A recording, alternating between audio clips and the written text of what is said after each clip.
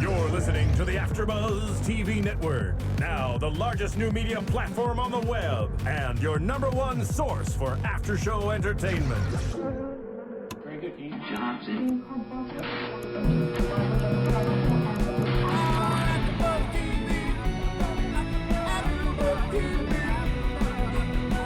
From the AFTERBUZZ Studios in Los Angeles, California, and streaming live on Ustream, this is AFTERBUZZ TV for The Walking Dead.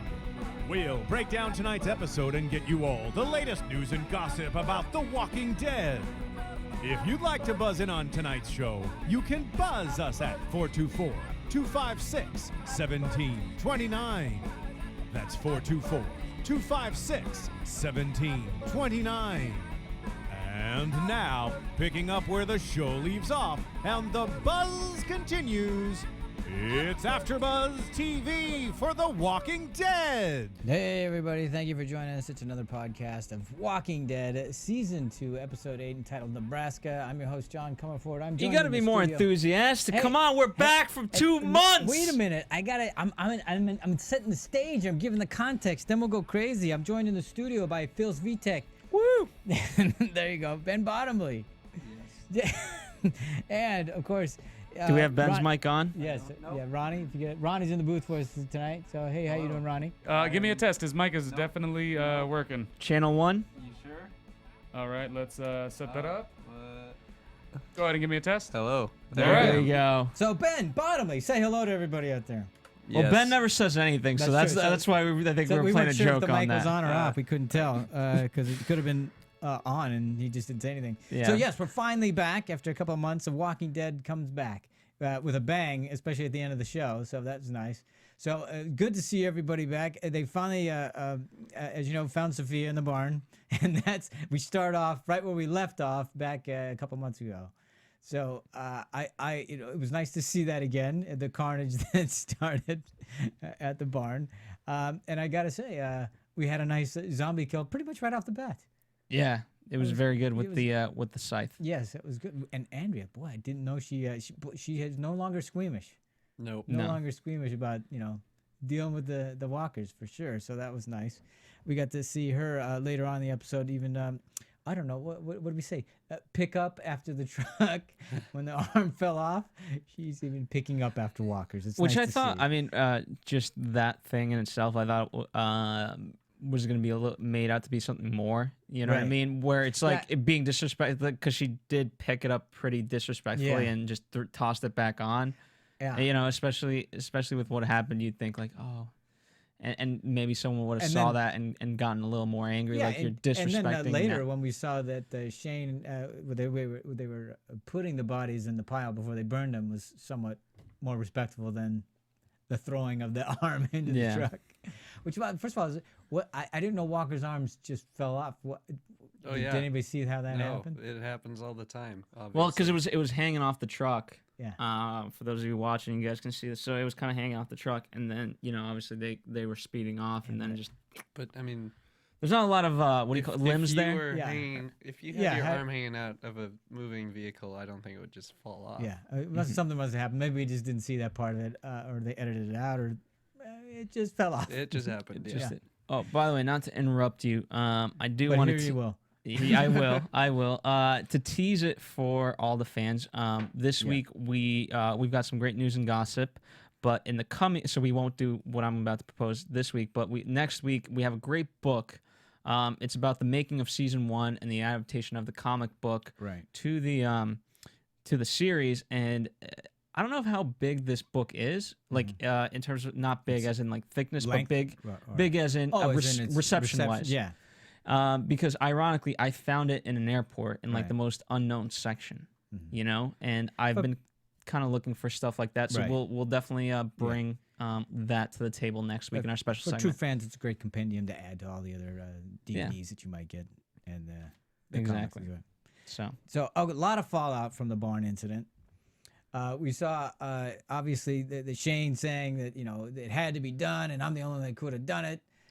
Rick, of course, saying you shouldn't have done it that way because it's Hershel's people, and he's put put us up here at his house. I mean, and then of course Dale thinking that Shane is reckless and dangerous, and even going so far, and as we'll talk more in detail later, telling Lori that he thinks he killed Otis, and even that Shane said so much to him as well. So a lot of craziness about the fallout. Well, so, speaking of the fallout, the mother. Yes, Carol. No, not Carol. Oh, the Hershel's wife. The dead, Okay, Hershel's Maggie's wife. mother. Okay, the dead got it. one. Are we in terms of that storyline with now Maggie's sister? Sort of in this. Is some that going sort to of state of shock? Is that going to kind of lead more? Or What's are we that? Is there going to be a bigger storyline with that? Just curious. Well, who's to Since know? we got that right off the bat. Well, yeah, what I thought they did. I don't know if they're going to have a bigger story than that because I don't know where you're going to go with it. Obviously, it's going to. They're just now mourning their mother's passing. So In is fact, that more Hershel about even- Hershel? Well, I think versus- so. Yeah. Mhm. For me, that's what they made it about because in the bar, as we'll talk, he was saying that I robbed my daughter of mourning her mother. Mm-hmm. I took that away from him. That's why he's in the bar Yeah. drinking and all that other stuff. So they really made it about him. Yeah. I think, of course, but they had her going into some weird shock. We'll have to see how that pans out, but who knows? I mean, I have a hard time thinking that they hadn't already figured that's a possibility. Mm-hmm. Yeah. So, based on everything else they know about the Walkers. Agree. So, anyway, talking about Shane. So, I still think from the last season, well, not last season, but the mid-season finale, if I can use that term, when they actually Sophia came out of the barn, and I wanted Shane to go and try to shoot her, but couldn't, and that didn't happen. Rick just went up and took care of business, but Rick is kind of going around like saying, "Look, I had to be done. I had to do it." But he's not even the one that shot Sophia, so. It's like, what's he all? Why is he getting all high and mighty about this having to be done? It didn't have to be done. They could have just kept the barn door closed. You mean Shane, right? Yeah. What I beg your pardon. You said Rick. Okay, Shane. Yes. Yeah, Shane's going crazy about saying it had to be done.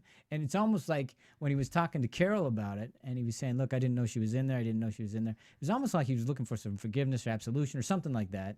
I mean, did you experience it that way? Did you think that? I did, and what was interesting was that Carol was trying to be nice, right? but I don't think she didn't know what to make of it. She didn't know whether to buy it or not. I mean, I obviously they interact off screen, but I think this was like the first kind of true one-on-one talk that Carol and Shane have ever had. Yeah, and I thought it was and she's interesting. kind of confused by it. Right, and it was great because he's over there by the pump, and then he hears her in the forest, and she's walking out of the woods with some sort of catatonic state almost, and he takes care of her wounds. I thought that was really interesting. It was kind of like they were trying to show a better side of him, a lighter side of him, or more caring, nurturing side of him. I was like, why? Well, you know what's interesting? I mean, if you look at Shane, and if he is really all about saving people who are worth saving, things like that, if Carol knows this in her mind, then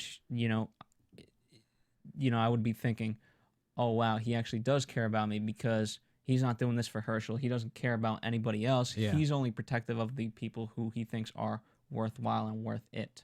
Yeah, there's that, but I didn't really get that. I really got that he was just he some weird way looking for some sort of forgiveness about the fact that her daughter's dead now, and he thought that he shot her, but he caused it in some fashion because he opened the barn door. But it's like, what? That's what I gathered That's too. what you gathered? Yeah, I thought he was looking for some kind of forgiveness and felt bad, and they were trying to show a lighter side to it. Yeah, that's what I was thinking. They didn't want him to be just such a pain in the. Well, is this Shane kind of going in his mind, justifying, because everyone's kind of against them. We know Rick, Dale, who's the wise guy, the wise old man representative. You have Andrea saying no. I mean, he did the right thing. It had to be done. I mean, we had. So is he trying to do this more by quantity rather than? I don't know. That's what I'm curious about. I'm not exactly. I don't think he really cared because they never had a scene with him trying to convince anybody else. I don't think he cared what anybody else thought about it. I think he feels like, no, it had to be done, and I did it. And that's pretty much what he's saying, and he thinks he did right, and that's the way it should have been done, so screw the rest of you. Because I'm the only that's what he says to Dale. Look, what did you do? You did nothing. If I need a radiator hose, I'll come to you. But no, if this needs to be done, I'm the guy that's going to do it. Yeah. That's what I think he's doing. But they obviously, not obviously, but they were showing not everybody, but making choices about what if it was right or if it was wrong, and kind of making their decisions and splitting up into slightly opposing camps. And Lori actually sided with him. Yeah, because it needed to be done. And I thought it was really interesting when Dale came up and started. He was saying it. When he first started posing the idea that it was reckless and stuff like that, and Lori said, it's done, it's over, it's no use arguing about it. And I think, no, it is worth arguing about. That's the whole point. Yeah. It's like you put everybody in jeopardy by doing it, but everybody else is going to argue, but no, he saved us because he got rid of them all. Yeah. But so it's and the reason why you do argue about that stuff, obviously, reminiscent. This is supposed to be like politics and society and a microcosm and all that. Yeah. And in order to move forward, as like their little group, you're supposed to talk about these issues because it's going to rise again. Exactly. And then how are you going to deal with that? Exactly. The fact that you don't argue means you don't have a resolution. You don't have a realized way to handle those issues. You have to argue, debate, figure it out, and go, okay, here's what we're going to do as a collective, or at least as a group, and if we can all get behind it, then there's consensus and all that kind of stuff. But if you don't argue about it, it's all crazy. And even at the end of the day, even if I know for whatever may come, I know the results of that, then at least in many ways, one of the things that human beings want is at least I know what's going to happen. Yeah, they need. It's not the unexpected. Yeah, so we all kind of crave that in some fashion, unless you like an anarchy, what some of us do. Apparently, Lori. Yeah, exactly, Lori. And that. So let's move on to the flip side, where when Rick and Shane have their little confrontation about, and it really is the same. It's a continuation of the argument they had in the in the previous episode, which is Shane saying, "Look, you can't make the hard choices. I'm the one that does it, and you shouldn't be basically shouldn't be in charge. I should be." It's what it's coming down to. And for me, I want that argument to either come to a head or move on to something else, because it's do something with it. Well, I mean, the perfect thing was for Rick to say, really? I just did that. You didn't do that. Exactly. That's my point, is that you didn't do the hard thing. I did. Yeah. So, and for me, the end of the episode clearly shows if Rick needs to, he will.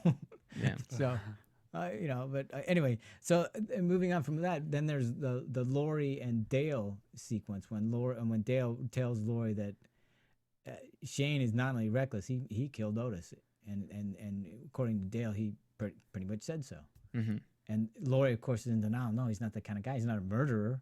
And so, and then there's the question: well, is he a murderer or is he not? I mean, did he do it out of to save the kid, or did he do it just to preserve himself?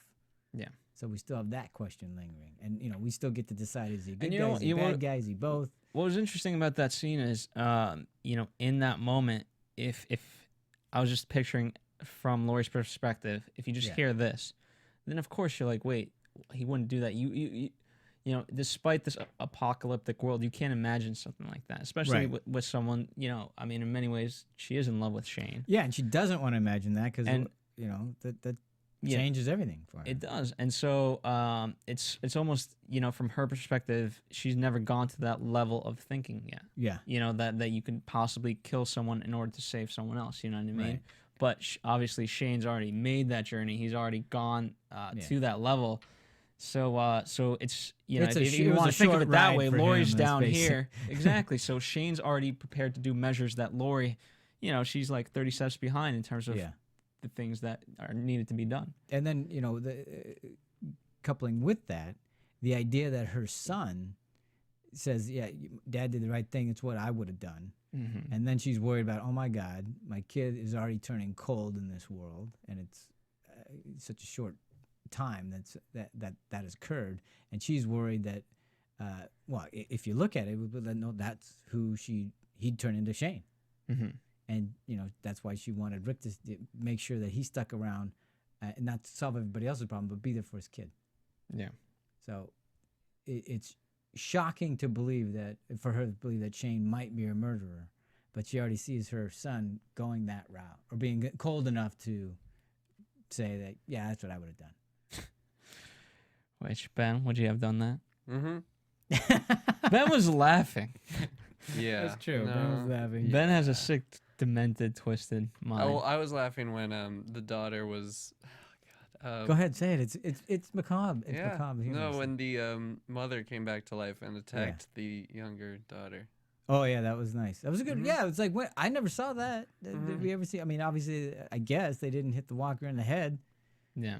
Although it seemed. This is kind of a side point, but not really. I remembered, in talking about Carl, the whole reason why we're at this farm is because we saw the doe, right?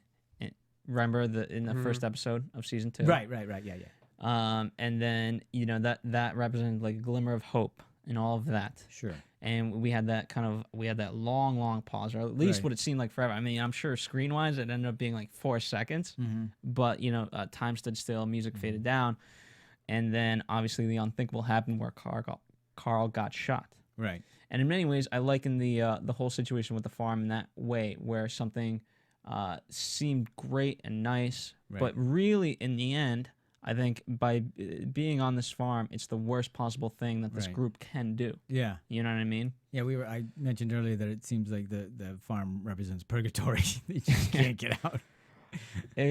I think that's a great analogy. Well, I'm going to follow up with what you said about how the doe represented hope. Because the show had a lot of talk about hope, especially between Hershel and Rick. They were talking about how Rick was saying Hershel said, when I first saw you coming to the farm and carrying your boy, I felt that hope. So it was kind of like we saw that hope in the deer, and then now we saw it here with Hershel saw it here. But now he doesn't have any hope. Yeah. And Rick's saying that I don't get that Rick really has hope. But what I get from Rick is that he's saying it doesn't matter what I think, because he says it's not about us anymore. It's about what they think. It's about them. So even if we have to fake hope, we got to make sure that there's something there to get them up, to get them moving to the next thing. Yeah, I think one of the problems, not like show-wise, but just with these characters, is that I think they think too much. Yeah, what I mean? Just go and do something. Like at this point, like you want to talk about the grand scheme of life, and what is there to do? Just do something. Yeah. And if you live long enough, fine. Okay. Sorry to go so deep. No, that's fine. All right, that's good. No, I don't want to get preaching too philosophy. Into philosophy and all that. Right. But you know what I mean? I think that's their problem. They're spending too much time thinking and things like that. And that was so you think they'd be better off, rather than be in their heads about stuff, to be actually in motion and actively participating in something? Yes. Is that what you're saying? And again, I thought, from reading tonight's episode title before seeing the show, Nebraska, I was like, okay, they're at least going to have this goal that they're going to do something. They're going to go off to Nebraska. Right. Right. That's what we thought. And it's interesting they bring that up, because they talked about Fort Benning and the whole thing about hope, and the new guys, which we'll talk about later. We're talking about everywhere they go, there's some sort of urban legend about the next thing, the safe harbor, the whatever it is, and it never pans out. So even Nebraska is some sort of fool's mission. So, and then they get the sad news that Fort Benning is really nothing either. It's gone. Am I the only one who didn't know that they were going to Fort Benning? Well, he could have just said that. I've never really heard them say that. Maybe they did, but I don't recall that. That was kind of their thought. Oh, was it? Yeah. Yeah, that makes sense. So I should pay attention. Yeah. Ben, you read the comic books. Yep. All right. Now, quickly, speaking more to the fallout again, we have to talk about Carol a little bit. Clearly distraught over losing her child, even though, as you rightly pointed out, was it in episode 5 this year? I think it was episode 4 or 5. It was 4, because we're looking at the Cherokee Rose, right? That was the title of the episode, and we were kind of watching it. Carol had already given up hope. Right. Again, you know what I mean? Hope thing going on. Because and the reason I bring that up, she was talking about,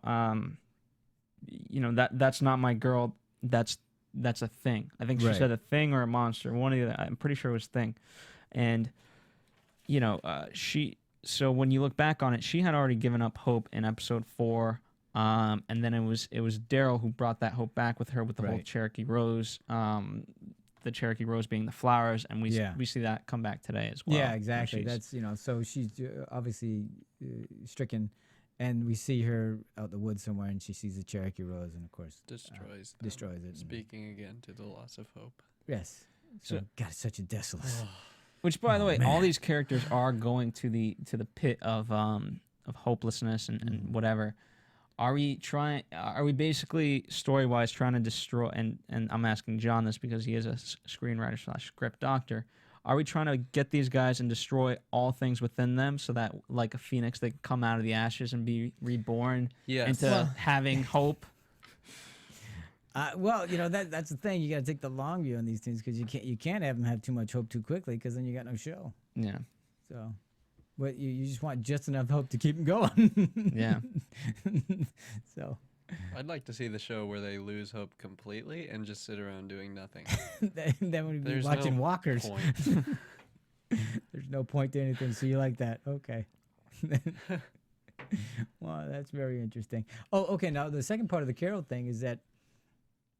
So she's obviously just completely distraught about the whole thing and tears up the Cherokee Rose, etc., and loses hope. And then she has a scene. No, I'm sorry, she doesn't have the scene. But when we see Daryl, the flip side of that, the guy who instilled hope in her to say, "Look, we're going to find her," all that kind of stuff, and how this affects him. And when Lori approaches him to take her to go to town to find Hershel, he's like, he flies off the handle, goes crazy. So the way he deals with it, instead of tearing up a Cherokee Rose, he lays into Lori.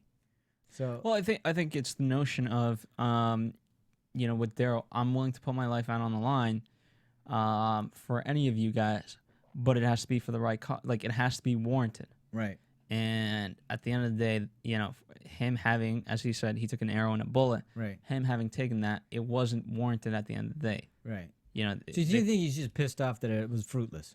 Yeah. Yes. Uh-huh. He's very much willing to go into danger, but now he's certainly not going to now because he's been lied to. Right. He's been lied to. Oh, because Hershel and them.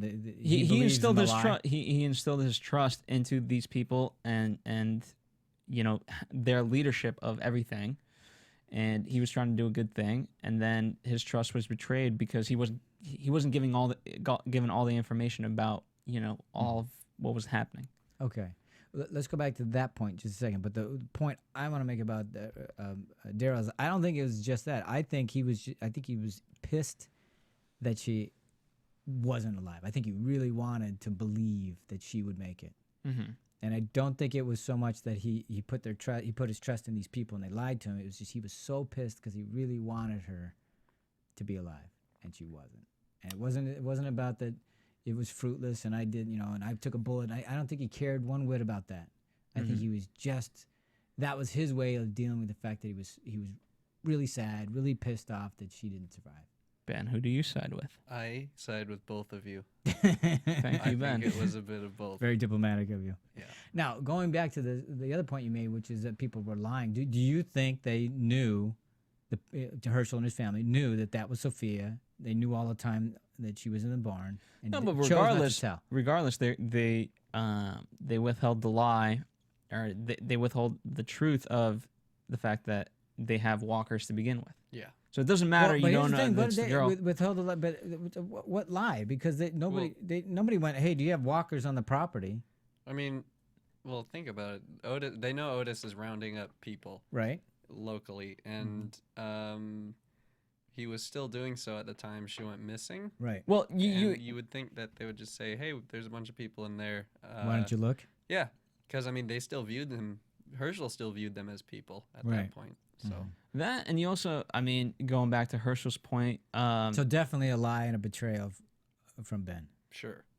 Oh, sorry, from Hershel regarding Ben. Okay. Go ahead. Well, it goes back to the point of Hershel was mad at them for taking out the walker in the well, right? Yeah. So that was the perfect time to bring up the fact, like, hey guys, actually, could you not do that? I view them as Right. still human beings. What you guys did was disrespectful. Well, it is, That's like, it would have been. I don't know if it's a perfect time though, because first of all, well, there never they is a perfect outnumber time. him. They got guns, and I've just seen you kill, not have any regard for a walker, and my wife and my son are in there. I don't know that I want to tell you that my wife and son are in there if that's what you're gonna do to them. So I don't know. I mean, I think- certainly get why Hershel was the way Hershel was. Oh yeah, I mean, I and who knows? I mean, if it was my wife, I don't know if I'd be so quick to shoot her. That would be, even if she was a walker. Yeah. I'd have somebody else do it. Why are you looking at me? Because you'd have Ben do it. Because you do it with a smile, I think. That's why. I don't know. That would be a tough one. Tough call. Well, do you want to talk about Hershel? Yeah, let's move on to Hershel since it's a good time to. Well, I like how he kind of realizes, like, you guys were right, I was wrong. Yeah. And that was pretty much for him. That was the turn of this episode. Yeah, well, and as he says, when he saw his wife take a bullet in the chest and then keep going forward, he realized it was all over. And it took him denial's a funny thing. It took that long for him to realize that that's not my wife and she ain't coming back. So, so and of course he sees the flask and then he's off to the bar. So hasn't had a drink since Maggie was. Maggie was born or conceived. Okay. One or the other. Yeah, whatever. So for however many years. So, but so let's go to the bar sequence because that's the whole thing, the crux of his whole storyline with Rick happens there, and a lot of self-pity in there. I said, but it all coming up to hit him at once. The whole idea that, oh my God, what have I done? I robbed my daughter of mourning her mother. I was an idiot. I didn't see it, and it took this long, and now all these people saw how stupid I was. Obviously not a very fun thing. No. Yeah, you can see why he was enjoying his bottle. So, but I mean, obviously it's not easy to admit, but don't you? The right thing would be to tell all those people. You have them amassed there. Yeah. I'm gonna call him a coward because that's what he was. That was the perfect time to. You talk about no one is talking, right? Like right. It happened. Let's not talk about it. That was everyone already left way too early. That's when he should have stepped up and said something. Right. Like, hey guys, I disagree with that. You guys shot these people or anything. Yeah. But he still had time for redemption because I kind of like that he didn't say it would have been so difficult for me to believe that somebody would be able to process all of that in that moment and go, oh, hey. Let's have this discussion. Let me tell you, because all of it, he just wanted to leave, get out of there. I get that. I obviously get that. Yeah. But I also think, if anything, as hard as it was, even if he said a sentence, yeah, it would have been the most powerful sentence he could have ever said to those people. It would have been amazing. It would have been great. Because that's part. Part of what all of these problems stem from is that. They've never all talked together. No. There's never been like a congregation. No. All right, we're going to have a Monday meeting, 8 No, o'clock, be there. No, they never have that. But then again, I don't know how good. I mean, that could be great TV because they could go nuts and you get to really have all that heated discussion and argument and all that kind of stuff. But they don't have that kind of No, but I mean, maybe it's a pet peeve of mine or something, but like that's, you want to build like a mini society and things like that. What else are you doing? I know. Are you guys like one dude's just, carving apples or wood, whatever. Yeah. Like, just have a Monday meeting. That's all. Yeah, some sort of game plan. This is what we're gonna do. Yeah. Yeah, that's it. Okay. You know what I mean? Yeah. And then, obviously, new rule: Monday meetings, 10 o'clock. That's it. I think so. It's a cliche thing, but like communication is key, and when that dissipates, then you unfortunately get what you have there. Yeah. And you don't know who's the leader, whether Shane, Rick, whatever, and then everyone's kind of vying for themselves, and then, you scale that up eventually, and okay, you've got a society, and then it's all in disarray. Yeah. I hope that's what they're going for. And then Hershel, in many ways, I forget the exact quote, but basically he's talking about how the world's a mess. Yeah. And Rick says. We didn't make it that way. We came into it same as you, or something like that. Well, the part I liked what he was saying, especially, was, look, this isn't anything new. Death has always been around us. It's just, whether from a heart attack or whatever, or from a walker, it's always been there. And I agree with that part of it. It's like, yeah, it comes in a very shocking manifestation, which is walkers and zombies and all that other stuff. But people die every day. Yeah. For a variety of reasons, and it doesn't make any sense. Which, by the way, you know what? Broken down at the end of the day,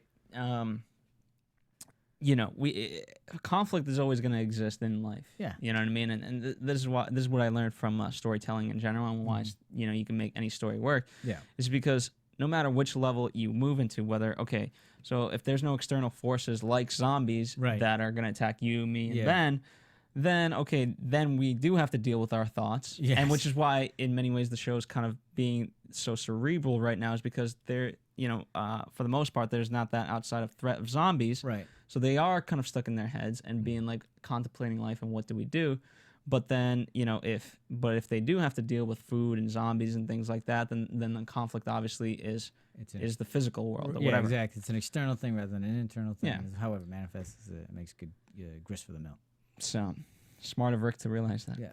Yes. Hershel, maybe by 92 years old, he'll realize it. Okay, real quick, we got to talk Lori in the car. Yes. As soon as she gets in the car and she's got the gun, I'm going, that's not a good idea. She shouldn't. No, it's not a good idea. And she was reading her map. No, don't read the map. Hasn't she ever seen a TV show like this? Don't.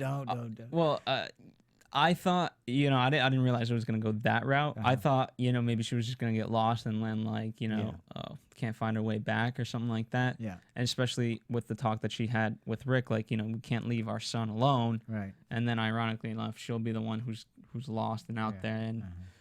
And so that's how I kind of thought it was heading, but clearly not. So which one do we like better, sight through the head or the car crash? Or the zombie kill? Gotta go with the sight. I think so. Mm-hmm. Yeah. That's a good. Because that's more active, you know what I mean? Clearly. Whereas the lawyer was like, Yeah. But then the flip, very, very intense. Yeah, it was. Which, by the way, I you told me to bring this up, and we don't have to discuss it too much, but you made the point of hasn't she seen a movie? Yeah. I almost think it would be a little bit fun if it was kind of more self-referential of. Yeah. I mean, obviously they exist in what seems like our time and things like that. Yeah. Give or take a few years. But you know what I mean? Can't someone say I remember seeing 28 Days Later or something like that, and how can you not make that reference? I mean, it's so part of our culture that that even in those well, we were just talking about it. Gallows humor. How can you not? And this is why Shaun of the Dead is the best movie ever. A plug for Shaun of the Dead. There you go. Yeah, you know what I mean? Because we talk about it, and that the whether or not we think something's lacking, nothing. Yeah. But by having that, it kind of gives you a reference and other stuff to work off of. You know what I mean? And then it elevates the intelligence of the characters you have. They're not dealing with zombies for the first time. Right. No, they already have a frame of reference of.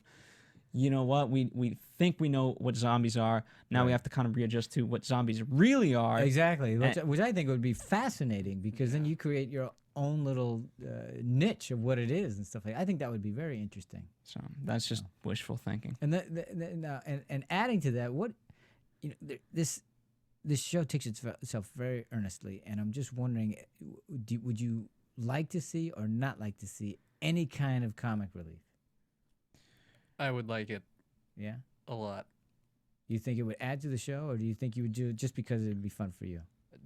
I don't really think it would add much to the show. I think it'd just be fun for me. No, I think there are ways of adding comedy to even a zombie movie. Yeah, no, it doesn't have to be laugh out loud. No, I'm funny. not talking about jokes every minute or anything. I'm just saying that I just love it because I'm waiting for the moment just to relieve some of the anxiety. I mean, I think it would be. And I hope to clarify to listeners and viewers, we don't mean stuff that the characters would actually laugh at, but it's something that we, as the audience, we would find funny. Exactly. I'm not saying that they're telling jokes. I'm just saying Saul Goodman from Breaking Bad is a perfect example. Yeah. Well, interesting. Yes. Good analogy. I like him. Which by the way, speaking of that show, since it is an AMC show, Bryan Cranston, the main actor of that show, has said I hope people understand how funny Breaking Bad is because we do try to infuse a lot of humor into it. Yeah, and that's a really dark show too. Yeah. So, what is that? Los Pollos Hermanos. Oh, that's right. He's wearing the Breaking Bad. Wow, nice. And Ben is rocking the Breaking Bad shirt for those of you who can't see. He's giving plugs for everybody today. Rock on AMC. Okay. Don't go too far so you get off. Dodge Challenger. All right, I want to talk about the new guys now. So I thought that was a great reveal, by the way. They're in the bar, Hershel with Rick and Glenn. Which I share Glenn's sentiment. Nice to meet some new guys. Yeah. Yeah, that was you know, I think timing wise for the show, the writers are smart enough to know, okay, we need this is the right time to do it. Yeah, it was great. I just love that. What was the line he said when he walked into the bar? I can't remember at the moment. I had it. I wrote it down. Something about you guys in town. I don't know. Yeah, whatever it was. I was gonna make it up, but I was gonna be wrong. You know, like an old western. The saloon kicked in, and all that kind of stuff. So what do we think of these guys? The guy wearing a shark T-shirt, like, you know, because he is a shark. Exactly. So you know, I mean, what was interesting about that whole scene was, I mean, basically, I'm gonna call them. Well, actually, I do know their names. Dave and Tony. Tony being the fat guy. Dave being. What did he call him? The svelte guy or something? What's that? He called Tony. He called the skinny guy or something. I can't remember what he called him. I forget. Yeah. But Dave's talking. You know, Dave's kind of the leader of this group, and he's talking with Rick. And in that moment, it seemed okay. Rick turned into Hershel. Mm-hmm. And Dave was actually Rick. You know what I mean? Because it's the same type of proposal that Rick's been bringing up with Hershel for the longest time. You should let us stay on the thing. And Hershel's always been like, no, we don't have room. We don't have room. Right. We can't. And you got to move. You got to leave. All that kind of stuff. Yeah, now it's time for Rick to do the, quote, Christian thing, as Hershel says. And he says no.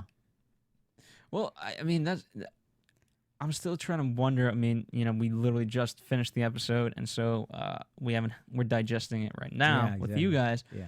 But is Rick a hypocrite? Well, I don't know. I would have had a much more interesting take on it if Tony didn't take a piss in the barn. Because as soon as that happens, you start to go. I mean, it was already tense to begin with, and then you went, "Oh, okay, I don't know. That's a difficult thing." But why discriminate? I mean, why discriminate? Because he's gonna bring him back to where his wife and his kid is, and so we just don't like. You got a guy that's just pee on everything. No, but you know, from what Rick has been preaching, aren't kind of all, as long as they're willing to join you, aren't they worth fighting for and saving? You know what I mean? Well, like you're saying with Daryl, it has to mean something, I guess. It has to be, he's picking his battles, and this is not one he's going to fight. Mm-hmm. And maybe he's heeding Lori's suggestion. I'm not going to solve everybody's things. No, I'm not going to solve this guy's problem. I'm going to go take care of my family. Mm-hmm. Maybe he's paying attention to that. I don't know.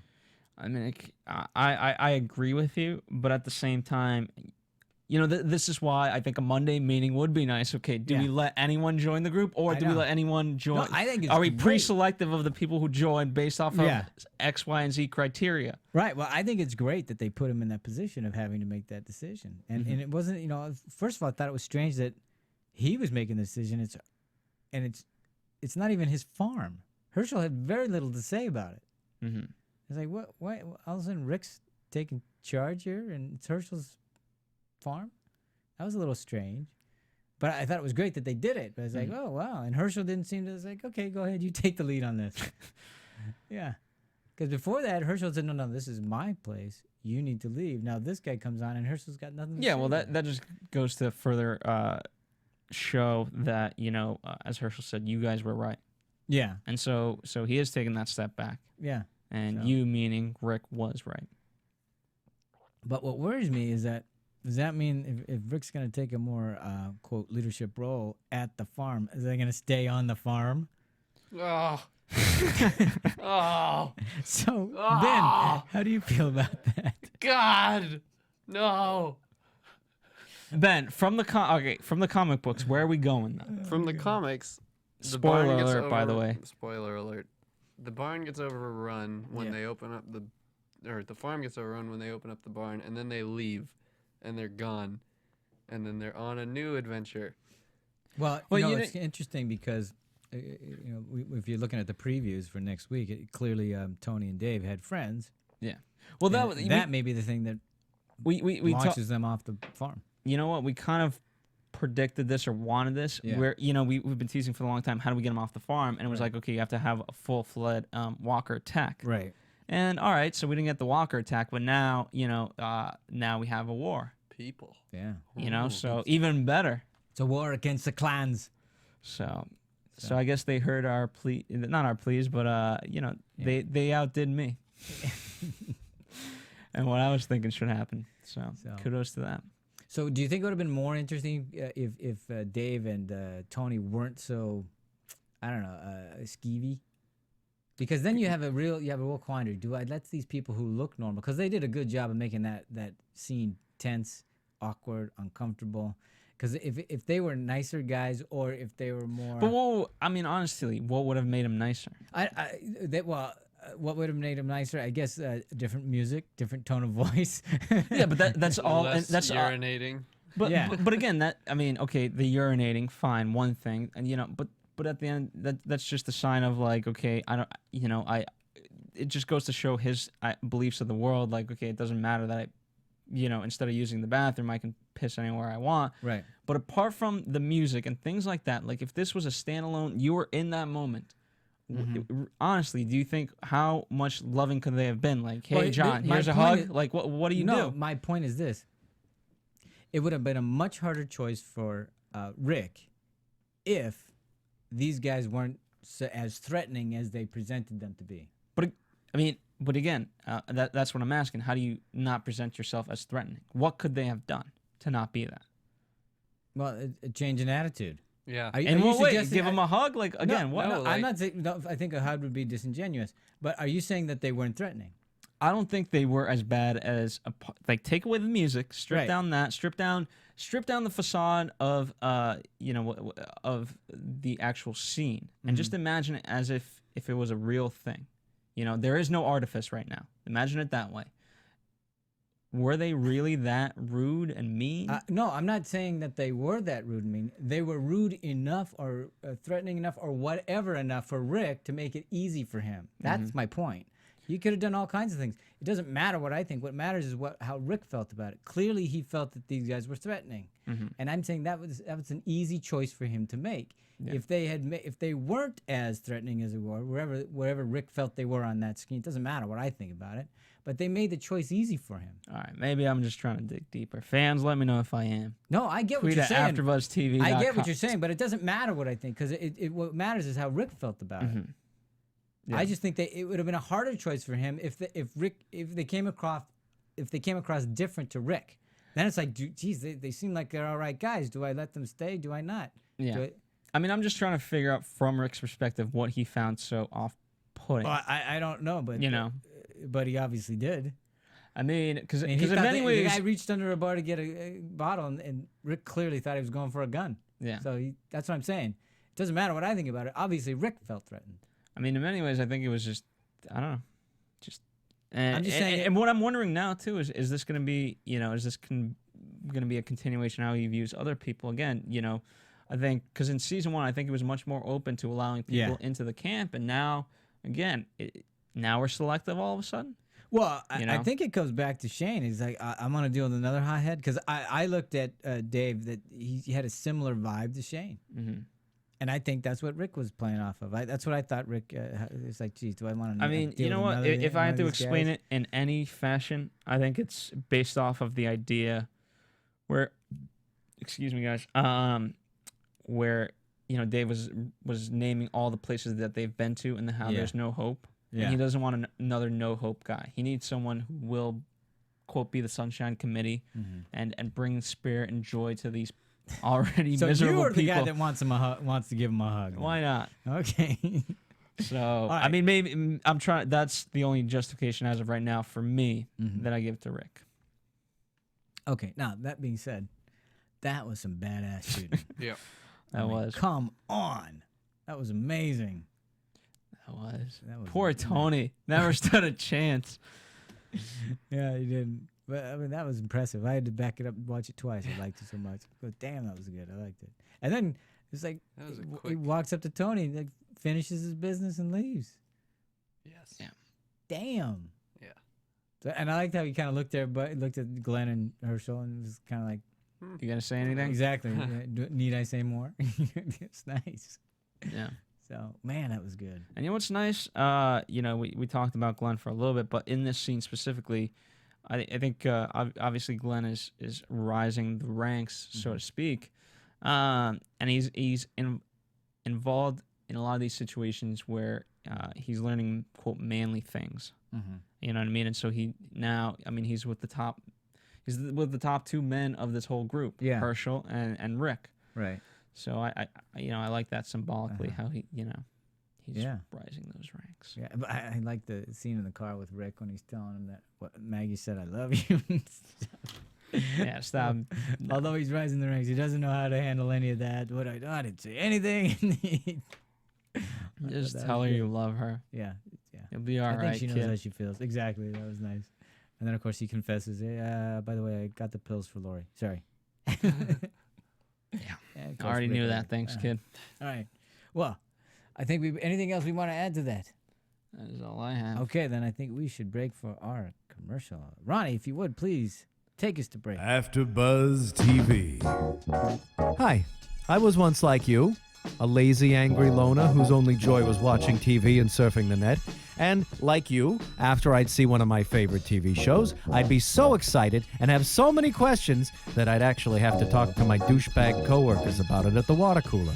Then I discovered AfterBuzzTV.com. AfterBuzz TV produces after-show webcasts and podcasts for TV series of all kinds, like post-game wrap-up shows for all your favorite TV shows. AfterBuzz TV hosts are industry insiders who break down episodes of shows, take calls from fans, and interview cast and crew from each series, with over 60 different after shows, from Boardwalk Empire to American Idol to Vampire Diaries to Real Housewives, and more. Now, after a night of TV, I can ignore my stupid coworkers, who I hate, and go straight to my desk and watch or listen to all my favorite AfterBuzz TV after shows, and have all the TV fan interaction I need. Thank you, AfterBuzz TV. AfterBuzz TV. What do you want to buzz about? AfterBuzz TV News. Welcome, guys. So, I'm just gonna, I didn't want to compile the news and gossip too early because it's still coming in. So I'm reading it off my iPhone. So up to date. So up to date. Well, 7 hours ago, there was a limited edition of a signed zombie print on sale. So that was tonight. I don't know if it's still going on, but they are giving away 400 of these. Get in line. And the cost is $110. So check that out. Seth MacFarlane, he has a line of Walking Dead action figures that are out. I didn't even know they had those. It kicked off at the 2012 Toy Fair in New York City. I don't think that's Seth MacFarlane. Oh, it says McFarlane Toys. Yeah, that's not Seth MacFarlane. Yeah. Oops, I took a wild guess, Well, figuring nice, it could have been okay. Seth, but not. That was a really good scoop that failed to be. This is a good try. Good catch, though. We I didn't dig Nicely deep. done. So we have that. And then there's the big news is that there's a lawsuit against Robert Kirkman for the Robert Kirkman being the creator of the comic book. There's a guy named Tony. I won't say his name because this may be false. And the Hollywood Reporter just says Tony anyway, so I don't know that. Actually, Tony Moore. There you go. I'm giving away his name. All right. Well, it was already printed in the Hollywood Reporter. So. He's suing that that he's the co-creator and all that. So again, it could be wrong. I don't know. This is literally just less than a day old, so who knows? I don't want to speculate on that. Let's do it. What the hell? That's what we do here. We speculate. All right. Well, how many? I mean, do you think Tony is the co-creator, and that, or this lawsuit is justified? Yeah, this is actually the first I've heard of it. I have no idea. I mean, you always kind of it's weird with these comic books. I mean, my only other example is with Andy and Larry Wachowski. There was a lawsuit against them for having created the Matrix and saying they ripped off this woman, this comic book. Mm-hmm. And then I didn't go full. I mean, I read I think 15 pages of what she had written and things like that, and it seemed completely different. Right. It didn't seem like the Matrix at all. Mm-hmm. The only reference was like a guy with horn-rimmed glasses. So okay, if obviously in the Matrix sense that was Morpheus and things like that. But later on, because the Matrix was the Matrix, they're like, all right, here's $2 million. That's nothing to us. Go away. We'll settle this lawsuit. Fine. Leave us alone. So I don't know. It might just be like another case of that. They'll just kind of give him money and be like, all right, Go away. yeah. Okay. And the other kind of news that I wanted to bring to our attention / it's a bit of a special segment, but not. Robert Kirkman, obviously the creator, he was on Adam Carolla's podcast. Nice. So unfortunately he didn't give like a big interview, but what he did reveal was actually nice. You know, he does help write the show. He's more involved than I thought he was. Have you guys had a chance to listen to it? I have No. not. No. Despite me sending you like 5 emails, please listen. Well, It's like 3 minutes it long would with an help interview. if you send a link because I'm really lazy and I didn't want to find it. Oh, the I'm youth not today. gonna lie. The youth. You didn't listen either. Yeah, but he has a job. I don't care. No, and so, and what was fun, you know, they were he revealed that they're in the process of writing season 3, and Right. that although, you know, they have the comic books and things like that, they're not necessarily sticking verbatim Yeah. That's as we know. apparent. Yeah, they have to. So so it was interesting to see. It'd be really interesting to find out how he feels about the differences in writing the two, because it's a different medium completely. Mm-hmm. So that would be. Well, the thing they joked about was, this is because of Adam Carolla and him. Adam Carolla, is, for those of you who don't know, he's a comedian. So they Right. joked about how season 3 was going to be about the financial problems of zombies. Yeah, they just can't make the money. Yeah, they just can't. No. So, but that is Okay. all the AfterBuzz There you TV go. news and gossip that All I right. have. Well, that leads us to predictions. It does indeed. And now, your AfterBuzz TV predictions. Well, I'm gonna say that Dave and Tony's friends are gonna be the catalyst to get them off the farm. How many people do we got? 30, 40, upwards of 40? Yeah, it's gonna be enough that where they're gonna be overrun, and I think we'll lose people too. We'll lose some of our people. Do we have Probably POWs? Hershel's family. what's that? Any POWs POWs. in this Who- process? Okay, if we do lose people, who do you think? Carol. The Yeah, Get her- because Sophia's gone, so we don't need her anymore. Yeah, 'Cause I and think, and you know, if you think about it, like every one of these characters kind of represents something. Shane represents the badass. Dale kind of the in between, you know, he rogue represents soldier. the Yeah. conscience. Excuse me. And yeah, I don't know. Maybe for you guys, she represents something, but at this point, you know, she's for me Well, written off. Did you at all think that when Shane was with her, cleaning off her wounds and everything, that there was something gonna develop romantically with them later? No, but you do bring up a good point. Like, you know, he's cleaning her off and cleaning off the wounds. Yeah. And I don't know if they did this intentionally, but as he's like rubbing, I mean, I don't think he got off any dirt. I don't know No. if that's on purpose or I'm sure there has to be a deeper meaning to Yeah. that. And I think it's the fact that she's expendable at this point. Whoa. Okay. Ben? Yep. You think Carol? Yeah. Or Hershel's family. Since Well, yeah, I we think still don't definitely know their Herschel's. names. Yeah, some of Herschel's family. I mean, I think the only one realistically that's coming from Herschel's family that could be saved is Maggie. Mm-hmm. She's the Yeah, only she- one we have a vested interest in. Right. Herschel's storyline, Right. you know, obviously is big, but you know, No, but I think they'll. I don't think Herschel will end up with them because I think he'll probably do something quote noble to redeem himself, mhm. and then get killed in the process, and that'll help. It'll help Whatever he does will help Maggie survive and leave, Mhm. and he'll. Which, by Because the way, he has nothing left to live for now anyway. interesting point that Maggie brought up with Glenn. Yeah. And you know, speaking of, Would you by the stay? way, speaking of all these people talking and things like Yeah. that, I love how Maggie was the one who said like, okay, it seems like no one ever has time to talk. Like, let's talk, and she, you know, she told him like, if your group leaves, will you stay? And I Yeah. thought that was a very, very interesting question. Mm-hmm. You know, and you know and what? I think the question's gonna be, well, the group isn't staying. Are you coming with us? Yeah. Spoiler alert from the comic. If you are interested, are Okay. you interested? Sure. Can we get a All right, spoiler alert bumper? Spoiler alert button. There we go. Spoiler alert! Okay. Spoiler alert! Okay, that's good. Thanks. Spoiler All right, alert. got it. Got it. Spoiler alert! Got it. We like to be obscene at times. Go ahead, Ben. When they leave in the book, Glenn does stay behind with Maggie and their family. Wow. Mm-hmm. Ooh, interesting. I don't think I'm ready to lose Glenn. No, I wouldn't want to lose Glenn. I like him. Are we gonna get like he a? Do you guys represents- want another spoiler? Sure. Glenn comes back. Spoiler alert! There we go. Glenn comes Thank back. you, Ronnie.